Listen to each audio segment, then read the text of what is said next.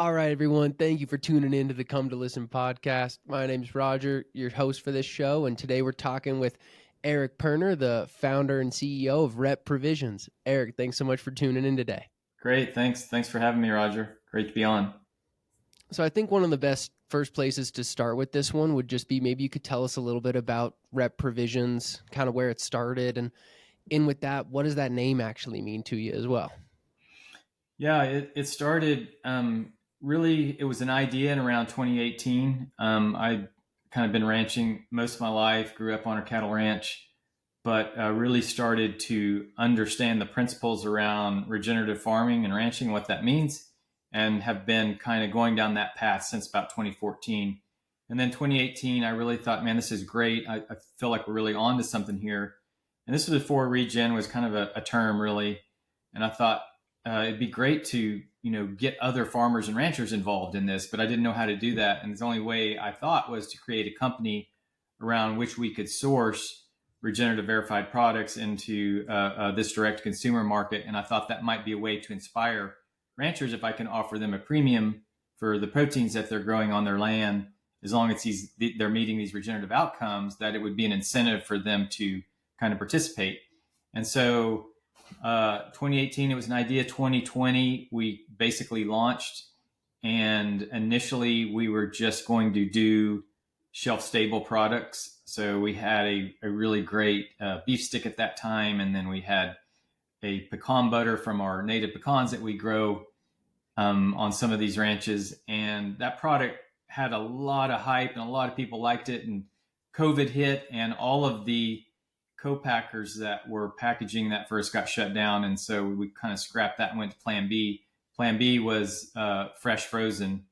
And so that took off on 2020, and it just kind of happened to hit that perfect timing when people really needed, food at their door since they couldn't go anywhere. And then also it really started this conversation around health and food about that time, because people were scared, and we know some of the really poor outcomes the United States had, and a big portion of that was because of kind of our accelerating bad health outcomes in this nation. So we were really kind of hitting all those targets for people. And so, the business since 2020 has basically kind of doubled in size every year, and we're having trouble keeping up with that growth now. But the exciting thing is we're getting these farmers involved in regenerative farming and excited about it. And that really kind of makes me thrilled to see that. And then also that customers are really improving their health by, getting these fresh proteins sent directly to their door. Before we get into the logistical side of the packing and how you actually get the food to people, one of the, I guess, first places to start is just, what is regenerative agriculture? Like, for people that don't know that, what's the difference maybe between our traditional system with a lot of inputs or machinery versus what you're doing? Yeah, everyone's got a different interpretation of what regenerative means to them, but it's fairly simple for me. And as you mentioned, what we would call conventional agriculture is there's just a lot of inputs, right? A lot of plowing, a lot of tillage, a lot of pesticide, a lot of herbicide.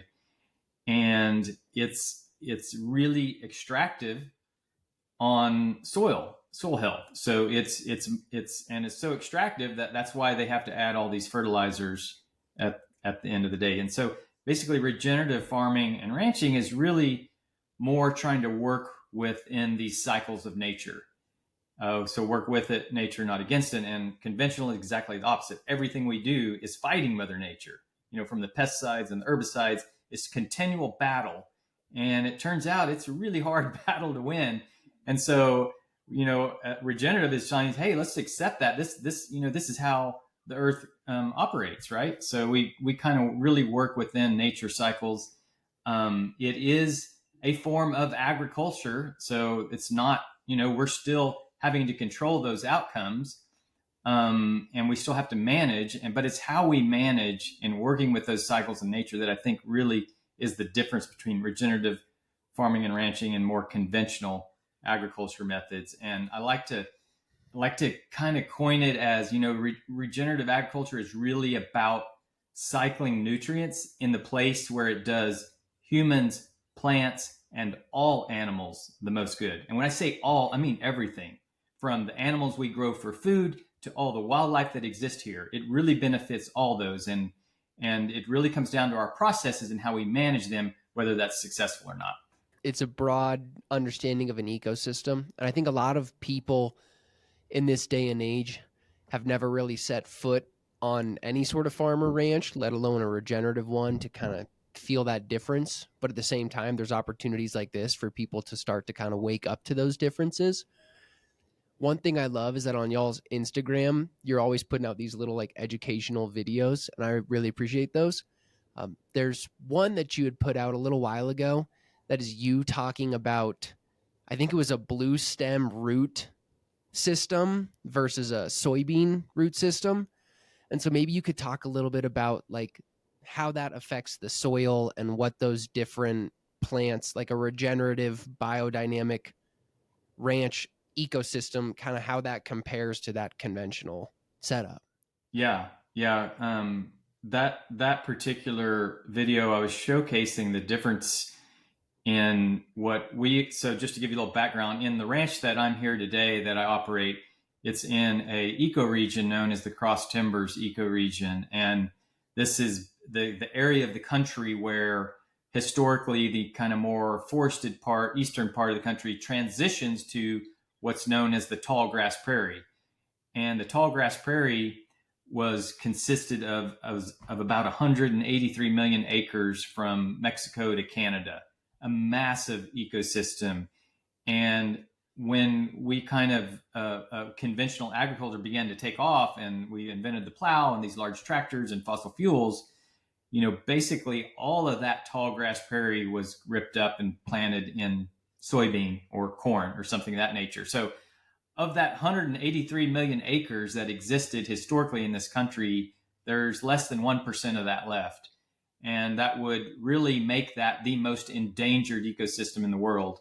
And the reason we target it is because it had such deep, rich soils. And so why is that? Why did it have all these deep, rich soils that are, in some cases, over 3 foot deep?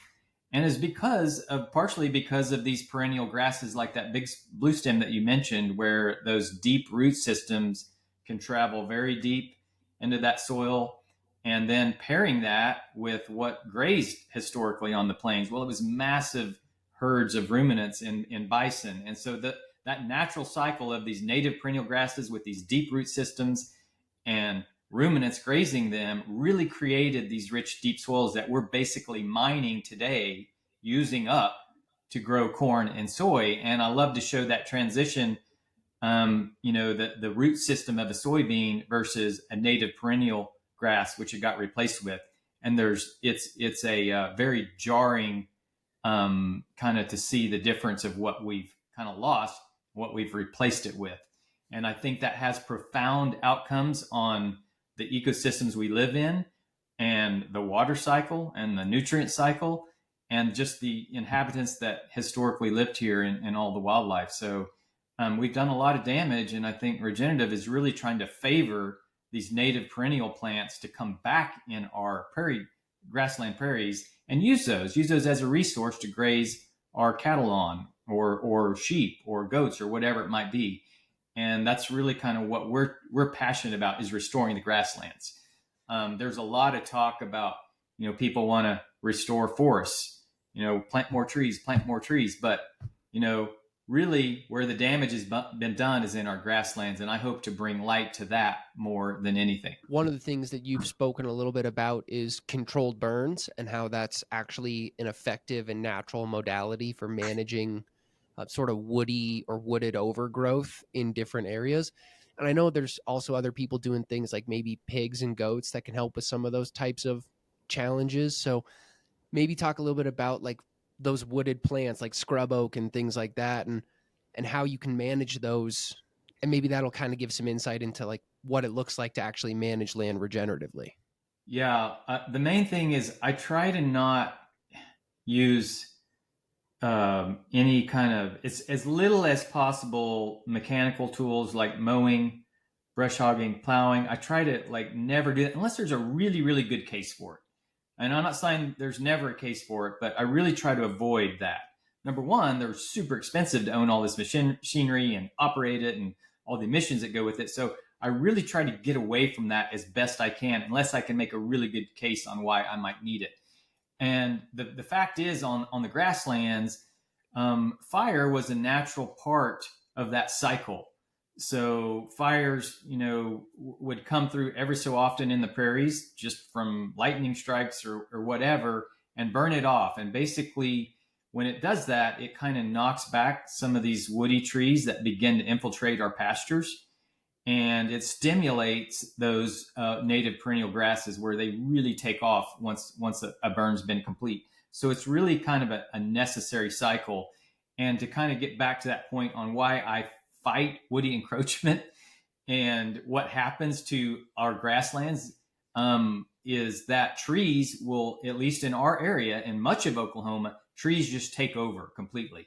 So without any management, without any grazing, without any fire, if you just like let it go back to nature, what that means here, because we have so much rainfall, everything converts to trees. So it eliminates the grasslands. And I love to show people that often is the case, that people think, oh, it's good. We're going to have more trees. That's a good thing.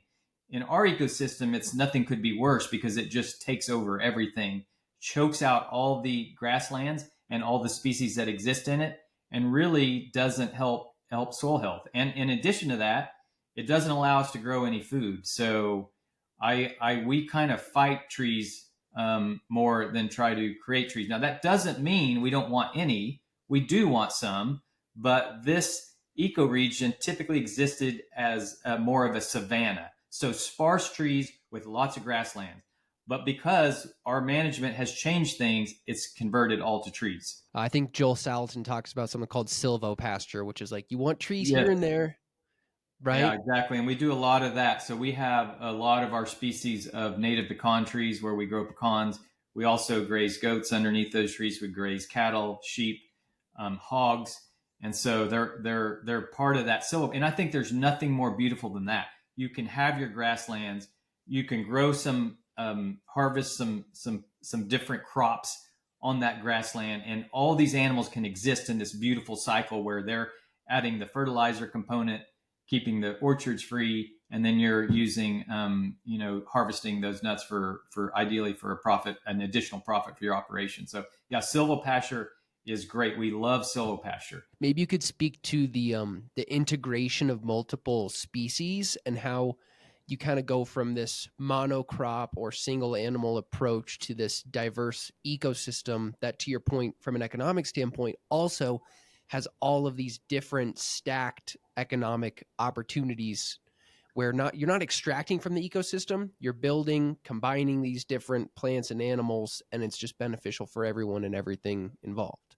Yeah, different species eat different things, and so and historically the plains had many different species, from bison to elk to deer to just all kinds of different species that all graze something a little different. So they all make their own specific impact. And I think the more you can, add additional species on a regenerative farm and ranch, it's actually beneficial for the health of that land, because they're all impacting different things.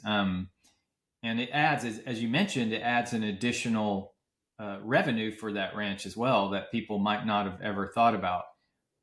Whether it's hogs or pastured chickens or goats or whatever, that's an additional revenue source. And, you can either, for example, cattle eat a lot of the rich grasses that grow here, like the big blue stem, and goats, they eat a lot of the scrubby trees and blackberries that pop up in the pasture. So they have forage. And so it's this really beautiful cycle that really works well into kind of these natural cycles that we talk about a lot. So again, they can add additional revenue, and they can make land impact that's beneficial for your overall operation. And basically, if I can keep from, if a rancher can have all his blackberries and trees grazed off by goats and not have to mow, save some money, and he's created protein with it. So don't use it, don't throw it away. Use it as a resource. Grow something with it. And so that's kind of our kind of motto. That economic standpoint for a farmer or rancher, like for people listening that don't know, it is challenging to make profits in the conventional food system, especially without like a subsidy sort of top down approach. I think I heard that in conventional cattle, it's something like a $40 profit margin per animal. And then similarly, like without the subsidies that come for corn and soy, all of those industries would essentially be bankrupt. And so maybe you could speak to like the economic state of agriculture in the country and why you're really trying to make this shift with rep provisions. Yeah, it's, that you're right. It's, I mean, this kind of industrial ag complex really, it creates a system where the cheapest, most unhealthiest products have the highest margin, right? So if you're growing a really good product like grass-fed beef, like you get nothing for it in the conventional system. And it's all propped up by subsidies. So it's really weak. It's not resilient.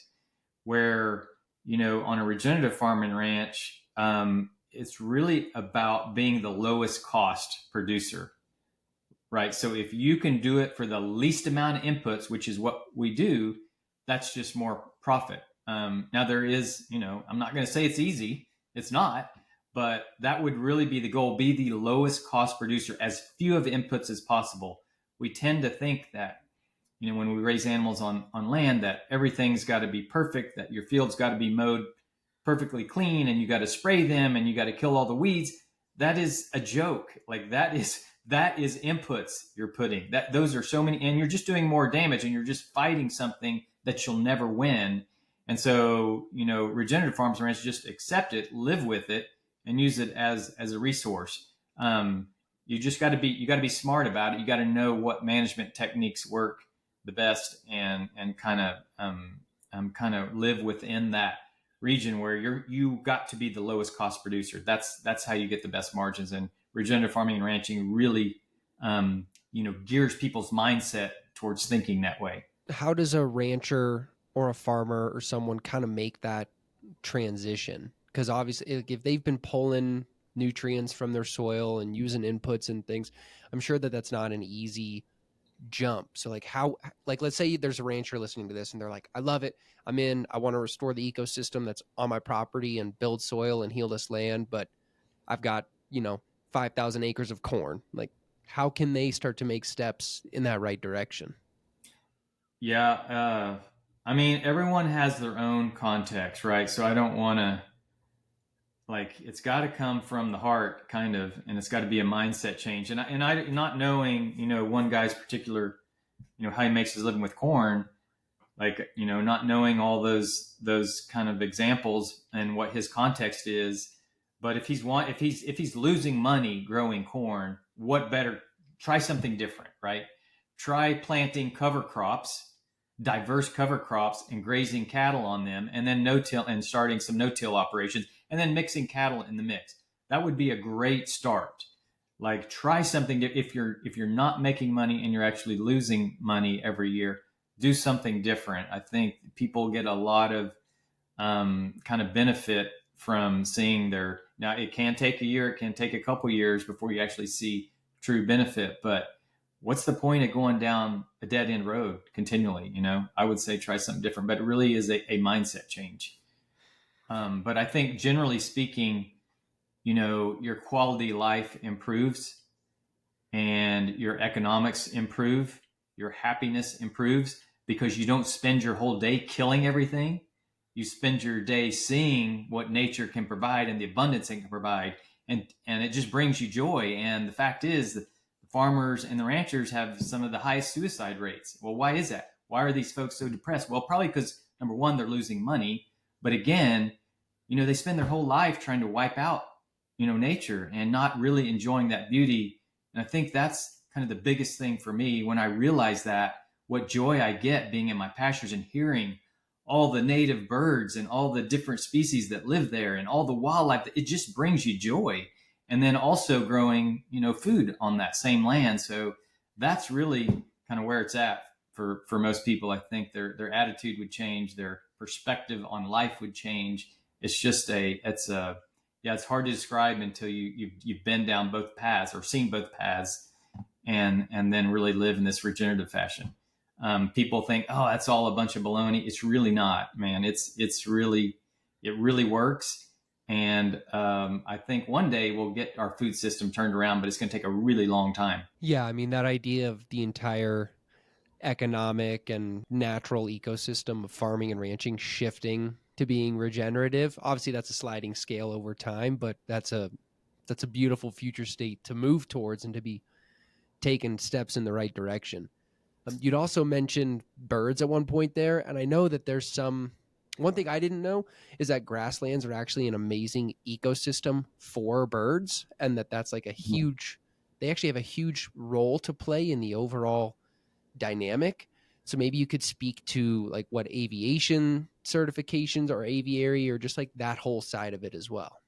Yeah, we our ranches are certified kind of what's called bird friendly by the Audubon Society. So we have biologists come through. They take bird measurements, bird numbers of different species, and our ranches kind of follow, under that umbrella of bird friendly because, like you mentioned, they're providing habitat.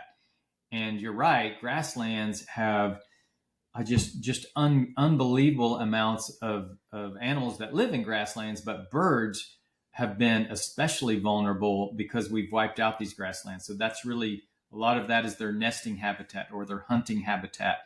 And with us kind of wiping out everything, for example, we talked about the corn and the tillage.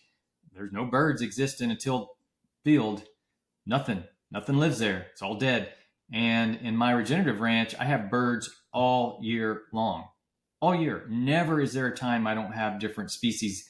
And I think they've counted Audubon over 70 different species of birds that exist on our ranch, and they're all using it for habitat. And it's just an incredible thing to be a part of when we can grow food for ourselves and also provide habitat for all these wonderful birds because they fit into this natural part of the ecosystem because, for example, across our ranch we've got almost over 50 different bluebird houses that live in there, and these bluebirds eat tons and tons of insects and flies, and so the pests that are on the cattle, they're helping keep that population down. So they're kind of filling that niche for us where we don't have to spray, fly spray on our cows to get them some relief. The birds kind of help those numbers keep down. So I think that's all part of it as well. They're really kind of a net benefit for us. That makes perfect sense. And I think it kind of starts to paint this picture, right, of like that degenerative or conventional term. Conventional is so funny because it's just kind of like taped over the word degenerative.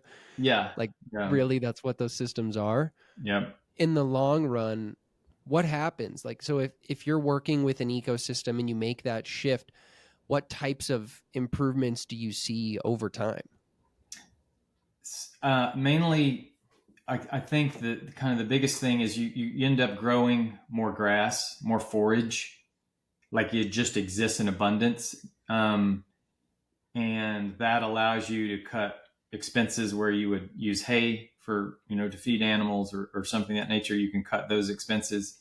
And really, Roger, it's just like if the simplest thing I can put it is when your methods create life, that creates more life. Plant, animal, everything. Life begets life. And that's the biggest way I can put it. It just creates so much abundance of everything. And when you're using more industrial ag or conventional practice, you're limiting life. You're life limiting. You're only limiting to that one crop. So you'll never see all those benefits. But really, that's the simplest way I can wrap it: is life begets life begets life. And the more you have, the more abundance you have in everything. Transitioning from that idea of like what the natural impact is to now like the health impact of it, could you speak a little bit towards like what's the difference in the health of the food that actually comes from that type of system? Because obviously for an individual, there's kind of two main levers that make someone actually make that choice to purchase regenerative products, right? One is you feel like you're doing something good for the world, and then Mm-hmm. the other one being like this is actually going to be better in my own internal ecosystem. Yeah, no. There's a lot of studies going on measuring the nutrient density of regenerative verified products, and some of them just began. But I think, in fact, we're doing one on my own ranch. The Noble Research Institute is studying, do our pecans, are they more nutrient dense than conventional pecans? And it's a 5-year study that I'm participating in, but I think it'll show some dramatic results. But just getting back to the regenerative piece and about the plants that grow here and the diversity of plants that grow here, right? From big blue stem to Indian grass to switchgrass to all these native forbs and all these dozens and dozens of different species of grasses. Well, each of those little grasses provide little different things. They extract different things from the soil and provide little micronutrients, and they're all different. And so cattle grazing on really highly diverse grasslands are getting all those nutrients and different nutrients that they need from a highly diverse grassland. Where if they're grazing on, a monocrop of whatever that might be, of one grass, they may not be getting that unless you're supplementing it. And I think, partly that nutrient density in that soil transfers to that meat. And I love to show people, like when they order beef from us, I encourage them to go to their local grocery store and look at the color difference. I think it's, I really believe that's showing that nutrient density, and it's dramatic. Like you see, a difference in color of a pastured egg to a conventional egg. It's completely different. If you look at grass-fed meat versus some conventional meat, the bright red of that meat, it just looks different. It looks healthy. It looks nutrient dense. And I think, you can see it in the quality and you can taste it as well. And I got to believe that's transferring to our own bodies, right? Because if you're getting all those micronutrients from the soil, from the plants to the animal, it's going to be a part of us as well. So it only makes sense that it's going to be healthier for us, healthier for the land, healthier for the wildlife. It's just kind of this all encompassing thing of health. It also kind of helps us get out of ourselves too. Like it's understanding that it's healthy for us, but it's understanding that doing the right thing is as much good for us as it is good for everything involved in the system. I kind of wanted to ask one question too, because like for those of you that don't know, my initial background is in finance and accounting, and I kind of made a life pivot shift into the world of health and regen ag. And I know that you did something similar, and you were in engineering, and I know you had grown up on ranches and things like that, but maybe you could just give a little bit of background on that, on your life journey and how you've moved into this space that you're in now. Yeah, I grew up on a small cattle farm, and then kind of saw a lot of the damage some of the agriculture was doing around our surrounding ranch. My dad was kind of I think he was probably a regenerative rancher before anybody knew what the term was. So he was regenerative before it was cool, and he kind of instilled this in me as well. But I was like, man, what's the point?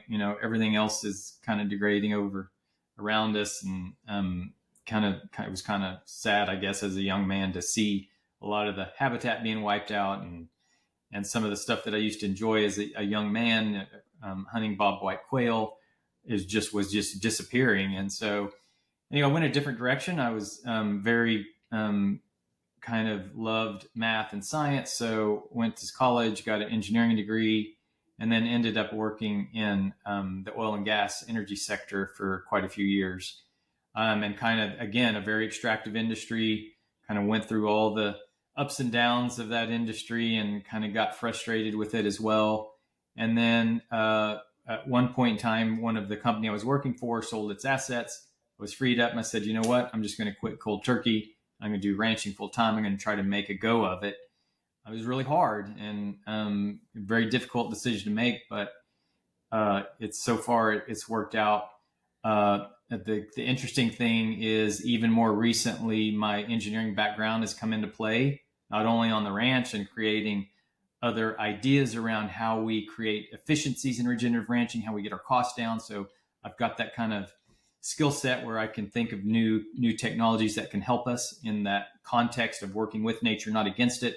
But another interesting thing that came about was more recently a company I'm doing engineering work for now is actually going out to a lot of oil and gas well sites that are leaking methane and plugging that methane, and then they use that with their offsetting to list on the carbon markets and then help finance it that way. But the cool thing about it is I use my engineering background to do that plugging work, offsetting methane. But then after that, I get this opportunity to work on the land that existed on and restoring it to more kind of native principles and talking to landowners about regenerative farming and ranching, and because these exist on very big, large land bases. So it's really made that full circle for me from regenerative farming to engineering.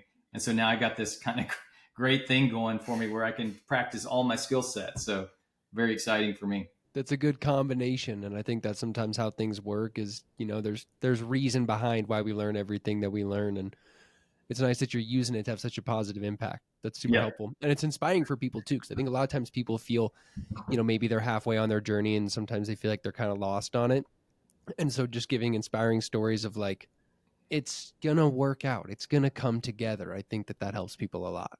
Yeah, for sure. I mean, it took me forever to find my way, but I found my calling, and it's perfect. You'd also mentioned the USDA at one point, and I think it's pretty easy to sort of like demonize or say like, oh, that's the problem. And I know that there's not really a lot of like evil or bad actors involved in that, but I also know that the farm bill is up for, I think it's negotiation or some sort of revision process. And maybe you could just speak towards like the legal and regulatory environment around ranching and what opportunities there are around that. Yeah, I think generally speaking, like resources for regenerative farms and ranches, that they're trying to increase that and trying to get folks involved in that. I don't, it pales in comparison from the subsidies they get for large monocrops, but at least it's part of the conversation in the farm bill, and that's great. That's good news. They kind of really focused on the climate resiliency that Regen Ag offers. I just wish it was more. I wish we were doing more to support these farmers and ranchers to make that shift. I can't say that I know the best way to do that, uh, but I think generally it's been more and more favorable for folks to shift to regenerative farming and ranching, getting more support. But I think once they do make that shift, they find out, that hey, my farm's more resilient, my health's better, like so many great outcomes that can come from that. And we need ways to figure out how to support regenerative farms and ranchers. One other way that I'm working on really feverishly is because I'm involved in this other company that I'm plugging the oil and gas wells, and I'm in these carbon markets. I'm trying to find ways where regenerative farmer and ranchers can, collect carbon credits on the carbon that they're cycling out of the atmosphere and in their operations. And so that could one day maybe help. It could be an extra revenue source for the farmer and rancher. So I'm hopeful something like that will work out real soon and help guys shift more quickly, because we need to shift as quickly as possible. And we need that economic mechanism to do that. And we just don't quite have that for guys to take that leap of faith. And if we can, whether it's government regulation or it's carbon credits, I think there's some mechanisms here that will make it very favorable for guys to begin to shift their practices. That's a very unique point to touch on, is the whole carbon effect of regenerative agriculture and the positive greenhouse gas effect that it has. I think a lot of people, when they think about cattle, they think about a lot of carbon going into the atmosphere. They think about bare soils, think about feedlots or CAFOs, and they also think about methane in particular. And Mm-hmm. I believe it's something like methane is kind of a closed loop system with when you're actually managing cattle properly. Could you speak a little bit to that carbon and methane and overall climate effect that regen ag can have? Yeah. Um, so carbon operates in a cycle, right? I mean, it's taken in um, through on plants through photosynthesis. Those plants, grow above ground biomass. They also grow root structure below and create, habitat for organisms and all kinds of different life in the soil. And it's all, taking in CO2. Then that plant exudes it and exudates within carbohydrates in that soil, which is just pure carbon. And so some of it, gets wrapped up in the cycle. Some of it gets stored in the soil, and some of it gets released back to the atmosphere and then pulled back in. But I think the one thing I would say is, like in conventional ag, like monocrops, that carbon cycle is really broken, right? So, they only grow the corn, for maybe 4 or 5 months out of the year. So it's only cycling some carbon for that short time. And then when you plow it, it's dead. It's left there fallow. It's not cycling any carbon at all. But when you look at a regenerative farm and ranch, they're storing carbon and cycling carbon all year long. So not so much that you're locking it away, but you're putting it to work. So I think that's the beauty of it. And that's what we need to focus on, that regenerative farms and ranches are putting that carbon to work. Like they're actually utilizing it and wrapping it up in that carbon cycle. And I think that's kind of the beauty of it. And if we, people say, depending on what your stance is or what your ideology is, if we need more carbon out of the atmosphere because our processes have emitted so much carbon through the Industrial Revolution, what a great way to do it, by building more life. And we can actually use that carbon to create more life, create more habitat, create this Garden of Eden that Earth should be. And we can use that carbon and put it to work. And I think that's kind of the main point on regenerative farming and ranching, really operating that carbon cycle really well and doing it all year long. In Alan Savory's TED Talk, he made this point about, he talks a lot about desertification and how if we could restore the desertifying grasslands on the planet, I can't remember what the quantified number was, but a certain amount of restoration would sequester all of the carbon that's been produced since the Industrial Revolution. Yeah, I mean, from, desertification through loss of topsoil, like there's just massive amounts of opportunity to store carbon in our soils and again wrap it up in this carbon cycle. I mean, there's approximately a teraton of excess CO2 in the atmosphere, and that there's equally that much has been lost in the soil. So what a great place to replenish it, but then create, the ecosystems we all want and the food that we need for growing populations. A term that kind of gets thrown around a lot is soil organic matter, and how you can increase that small percentage. I think in some degraded land, it's around maybe 1%. And in some really healthy, thriving ecosystems, it can get as high as 5 to 7. But what does that number actually mean? Like, what is the microbiological perspective on ranching and farming and agriculture? Yeah, I mean, the higher the organic matter, the higher the carbon content. And it's just, it's composting, it's soil. And the interesting thing is, one kind of result of kind of some of these climate catastrophes you see is flooding, right? So we all seen these horrific floods that happen almost immediately on one big downpour. And the thing about organic matter, for each 1% increase in organic matter, that soil will hold an additional 20,000 gallons of water per acre. So, just small increases in organic matter can hold a ton of water. And I think at least partially, a lot of these massive flooding events we see are a direct result of that loss of soil, because it can't absorb water. And on top of that, depleting aquifers. So the higher the organic matter, the more water it's going to store, the healthier the plant's going to be, the more nutrient dense it's going to be. And so it's really kind of important that we don't lose sight of that. Just all the biology that's in organic matter is tremendous. I can't remember the number, but 1 teaspoon, the millions upon millions of bacteria that exist in that teaspoon of healthy soil with high organic matter. So really that's what regenerative farms and ranches favor, is increasing that organic matter, increasing that soil carbon storage, increasing that sponge, if you will, that holds water and allows you to survive drought. So not only does that increase in organic matter create positive outcomes for the plants you grow, but it creates more resiliency, because drought will come. There's no doubt about it. It comes to our ranch occasionally. And the thing about regenerative farming and ranching, you're always prepared for it. I'll ask one more question on like the ecosystem piece, because I think you hit on it, and that is water. and I saw this post on your Instagram about that. Can't remember the transpiration where you get this like Hmm. hovering dew over the ecosystem, and how the plants are more resilient. And in addition, how that healthier soil with those root systems is way more effective at filtering that water. Maybe you could Hmm. just speak a little bit towards like that, because obviously water is a critical issue across the whole planet, and especially in areas around the world where they don't have access to clean drinking water. So how does regenerative agriculture actually impact water as a whole? Yeah, it's one thing you're talking about, that transpiration. That's part of that small water cycle that goes from the soil to the plant, and that plant kind of releases some of that water back to the atmosphere and then kind of waters itself again. So it's part of that, something called a small water cycle. And the other kind of more, I think, important thing is when we have healthy functioning grasslands, we just have cleaner water.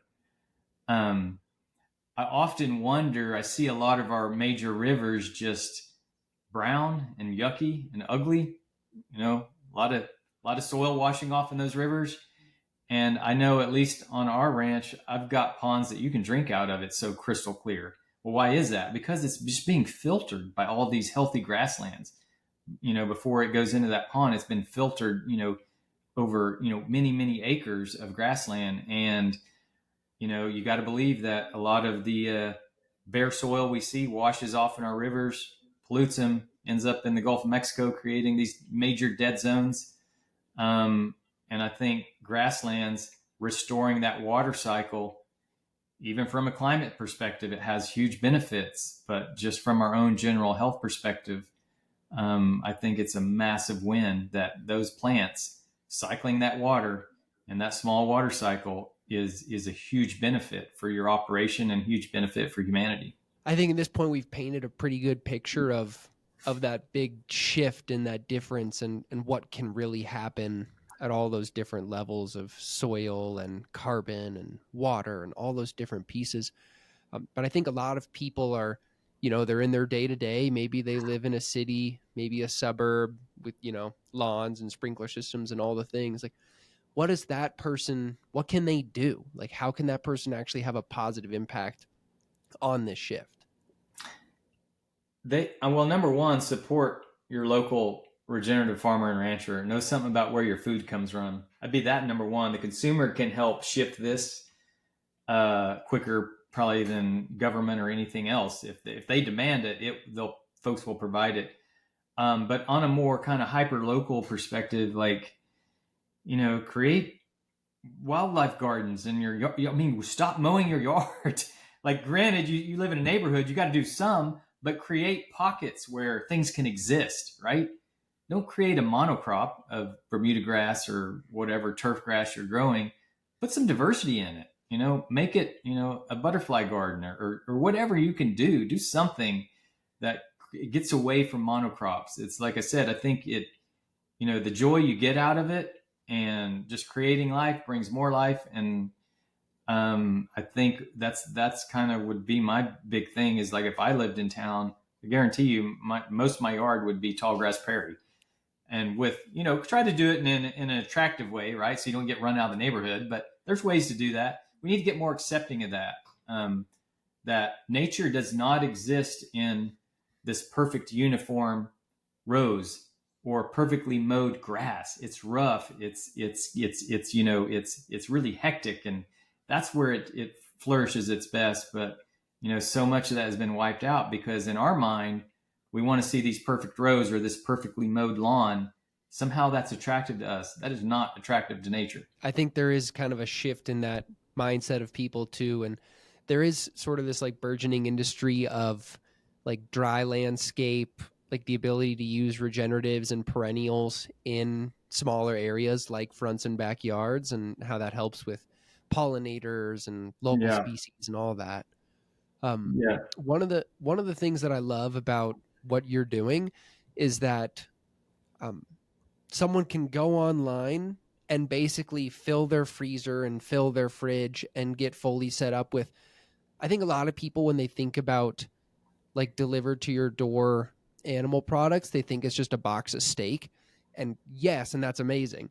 but you've done a good job of expanding the product line on Rep Provisions. So could you speak to a little bit of the variety of options that people have and how you're making strides to make this something that when you get that box that shows up at your door, it's really something amazing that has a lot of variety for your kitchen?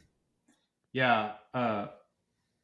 Everything, number one, is comes off regenerative verified farms and ranches. Everything comes off of pasture, whether it's hogs, chickens, goats, sheep, cattle. Cattle are 100% grass fed and grass finished, so they never get grain. It's only grass. Same with our goats and our sheep. They're 100% grass fed and grass finished. Only the hogs and the chickens get any type of grain on pasture, but they're raised on pasture. And so we think those are the healthiest proteins you can get directly from the farm to your door. And another kind of thing that I wanted to kind of make a point of, when we harvest animals, they come off pasture and they go directly to the processor, literally within the hour most of the time, and they're processed and then being ready for package soon after that. That's a very quick way to get protein packaged. Now, if you contrast that with what conventional beef does, yes, they're sold at a livestock auction, so they have to have this travel to the livestock yard, and they might sit there for a day or two, then they're auctioned off, and then they travel to a feedlot, dirt feedlot fed nothing but grain for 120 days, and then from there they will travel to a processor where they might sit in line for many, many hours. So they go through these really horrific, timeline before they actually get processed, where ours are out of pasture that day and then they're packaged, soon after that. So that to me is just a much healthier system and good for our health. But we want to be that healthy line of products in everything we do. So you can get your regenerative proteins. You can also get the bones to create bone broth, which is extremely healthy for our bodies. And then on top of that, we have now some shelf stable products in our beef stick line, which has no chemically derived preservatives. So you can get that for snacking. And then on top of that, we also have these no seed oil sauces. So we're really kind of focused in this space where we believe many of the seed oils that come from the monocrops, such as corn or soybean oil, or all these oils that are in every product you get today, like, we're trying to be free of that. We only want the healthiest oils, the healthiest animal fats, because we think that's where humans' bodies flourish the most and have the best health, is we can rid it of all those kind of industrial ag processes and products.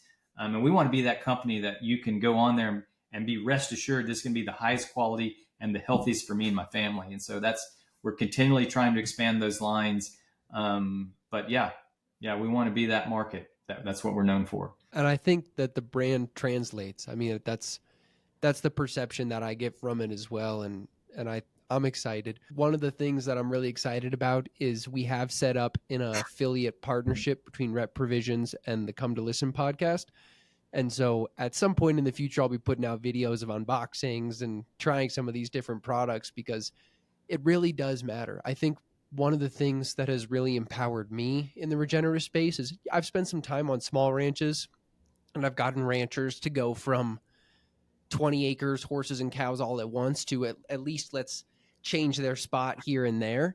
But it's really hard to have an actual tangible impact on the way ranching practices are handled unless you understand that as a consumer, you vote with your choices and you're actually shifting the entire way our society functions by just opting for those ethically sourced, regeneratively sourced products. And then they just so happen to be healthier and tastier too. Yep. Hey, that reminds me, I think I forgot to draw that connection. You asked me earlier what REP stands for or what it means. Mm-hmm. And I think I forgot to answer that. But basically, REP was kind of just an acronym that we came up with. It was kind of short for what do you represent, but really it evolved into an acronym which stands for regenerate. The R, regenerate the land. The E is energize local communities. So us kind of starting this network of regenerative farms and ranches help energize these local communities. And then the P is really preserving all of that for humanity. So that's kind of our motto, what we live by: regenerate, energize, preserve. And that's kind of the wraps up everything we're trying to do with Rep Provisions. I love that. All right, well, Eric, so if people love this conversation, where should they go? What should they tune into? What do you recommend people do for their next step? Yeah, I mean, number one, like either, try to find your local farmer and rancher and know something about his practices, what he does. Like that would be the best thing. And if you can't do that, go to these sources you trust. And on our website, www.eatrep.com, you can order and we can have it directly to your door within a couple days. So I think that's the next best option and help us grow this movement. I mean, we really have an ambition to make positive impact on land and farming communities throughout the nation. And if we have that support from the consumer, we can do that. And we really hope to have these hubs more local as we grow that can supply these proteins to everyone across the nation. Is there anything else that you think is worth sharing with people about this? I know we've covered kind of the whole lay of the land, no pun intended, but is there anything else that you think is worth people knowing about this transformation? Yeah, I mean, it's very early days still. Like the great thing, I guess, if you start promoting and pushing this movement, you can be part of that generation that really changed the course for humanity, and you can be proud of that. And I hope people kind of this story relates to them, and I hope they feel empowered that they can do something about it. All right. Well, thank you all so much for tuning in. Eric, thank you so much for being on the show. We really appreciate you coming out today. Absolutely. Thank you, Roger. Appreciate you. Appreciate all the work you're doing. All right. Y'all have a lovely day. We'll see you soon. Bye for now.